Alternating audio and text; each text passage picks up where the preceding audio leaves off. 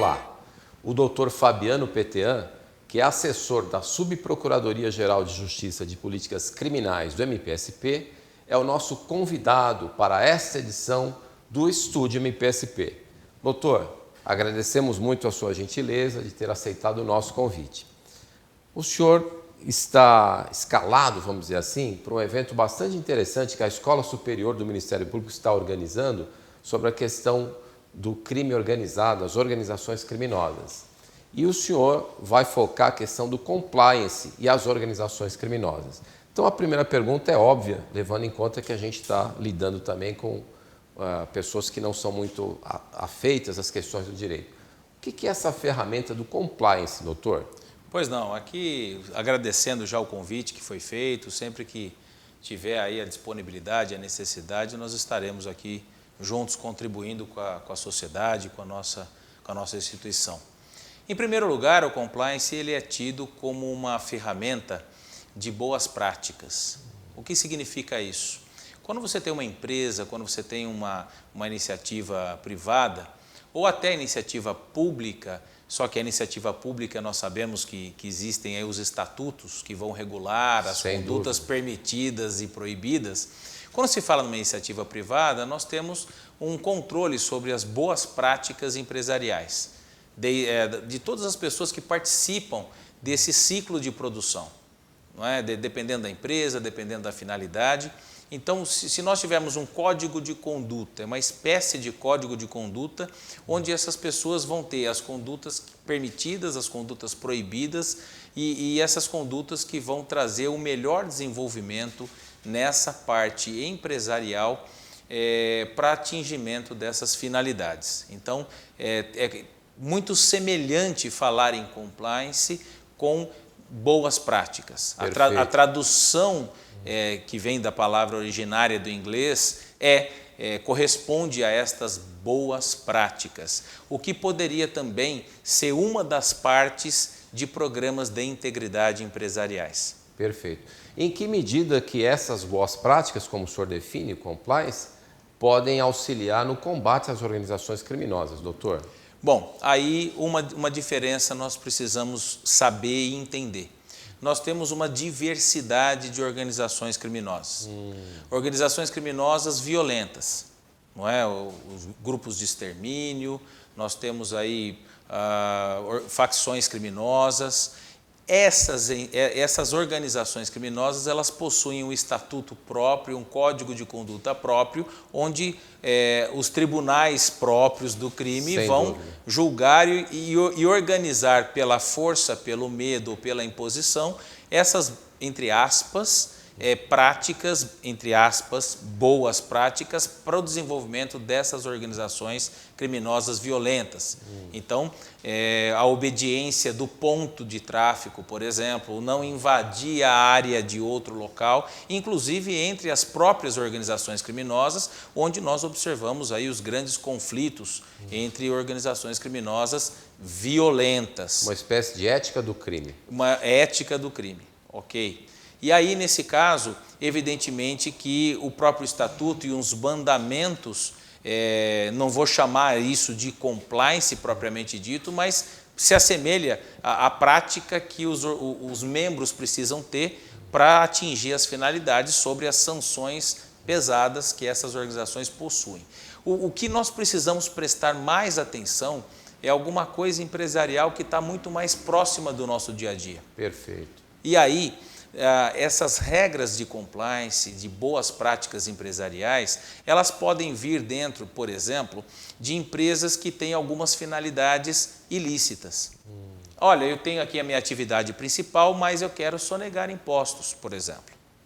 Então, dentro dessa linha, o empregado, o funcionário, dentro dessas normas de compliance, eles vão ter obrigações de boas práticas, de transparência da conduta, ao mesmo tempo, eles vão precisar trazer o melhor resultado para a empresa, fazendo os planejamentos ilícitos, muitas vezes, necessários para que o grupo, principalmente com fusões, incorporações e outras empresas que fazem parte de holdings ou coisa que o valha, possam desenvolver uma atividade lucrativa com práticas de crimes. Então, nesse caso, as regras de compliance, no primeiro momento, elas poderiam trazer, primeiro, uma melhoria na prática dessas condutas. Mas, ao mesmo tempo, como nós já observamos em alguns casos, essas normas podem ser também uma blindagem de idoneidade. Perfeito. Não é? Perfeito. Então, a prática desses crimes, eles ficam blindados com a desculpa: nós temos um programa de compliance. Mas daí o compliance é utilizado como uma ferramenta de blindagem para o ilícito. Perfeito. Um outro problema relacionado também à questão do compliance são as pessoas que vão estar abrangidas por esse compliance. Não adianta de nada nós termos aqui uma empresa altamente regulada por essas práticas de boa conduta e, ao mesmo tempo, quem manda, quem dá a ordem para que o ilícito seja feito, está fora do alcance do alcance das normas de compliance. Entendi. Por isso que as auditorias internas e externas precisam ter poderes de identificação de condutas e, nas regras de compliance, nós temos sanções que vão desde o primeiro mandatário até o próprio dono da empresa, até o último escalão de base da empresa, para que possa ter uma idoneidade, uma higienização de condutas dentro dessa empresa. Doutor, um dos vetores sobre os quais as organizações criminosas se sustentam é justamente a corrupção do agente público. Sim. Né?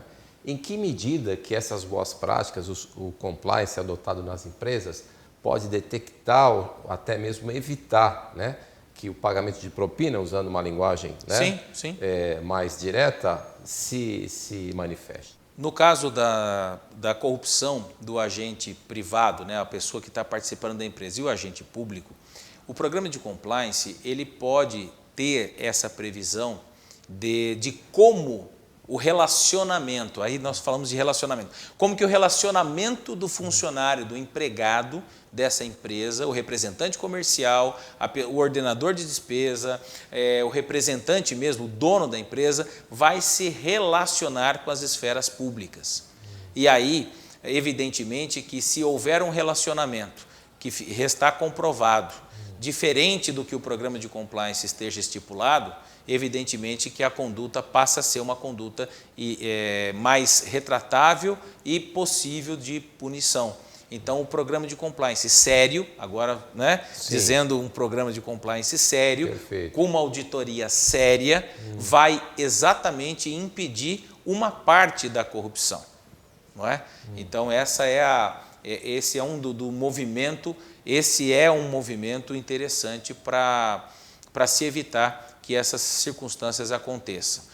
O problema ocorre quando também, de outro lado, o servidor público procura a iniciativa privada. Sem dúvida. E muitos empresários se escondem atrás daquela desculpa. Olha, se eu não pagar, eu não trabalho. Perfeito. E aí é um outro problema de estruturação e conceituação cultural para o desenvolvimento da atividade. Então, por isso que a auditoria externa séria, certificada e documentada, isso que é muito importante, faça com que essas condutas sejam impedidas, seja da pessoa que vai se desculpar porque eu tive que pagar alguma coisa, ao mesmo tempo impede que ele também vá buscar a oferta para o servidor público para se corromper nessa organização criminosa. Perfeito. Doutor, o senhor, além de um promotor de justiça destacado, é também professor do Mackenzie e autor de obras de direito. O senhor diria, observando a cena a partir desses postos que eu mencionei, que o compliance está difundido como já deveria estar no país, ou a gente ainda tem muito que caminhar para que essas boas práticas sejam adotadas na grande maioria das empresas? O que nós temos hoje, Cláudio, é uma velocidade de informação muito alta. Então, a disseminação do conhecimento passa a ser instantânea. Então, hoje nós temos o acesso aos assuntos doutrinários de compliance de uma forma muito rápida. A sociedade tem se movimentado bastante para desenvolvimento de práticas, desenvolvimento de palestras, desenvolvimento de cursos direcionados a isso. O problema não está aí. O problema está como que esse instrumento que aparece como com essas boas práticas vai ser utilizado e aplicado no caso concreto. Então, em razão da natureza específica de cada empresa, do objeto de cada empresa, da forma de relacionamento de cada empresa, do operacional e logística de cada empresa, é o seu programa, pode ser o seu programa de compliance. Então, não vou dizer que existe um programa de compliance que seja aplicável para todo mundo. Sem dúvida. Cada um precisa adaptar, porque num comportamento até casual pode nascer um momento indevido de gerar crime, gerar infrações penais. Então, a facilidade não está na velocidade, a efetividade não está na velocidade da informação. Por quê? Programas de compliance, matéria, o que fazer, todo mundo vai ter o acesso. O problema de qualquer instrumento jurídico é como a pessoa vai aplicar o instrumento. Perfeito. E as formas de controle exatamente desse próprio instrumento. Tá ótimo. Doutor, infelizmente nosso tempo é escasso, mas eu tenho certeza de que a nossa entrevista foi bastante esclarecedora, não só para os seus colegas, mas também para o público que nos acompanha, não só no nosso canal no YouTube, mas também pela TV aberta. E nós agradecemos muito a sua gentileza, doutor, e também a sua audiência. Até a próxima edição.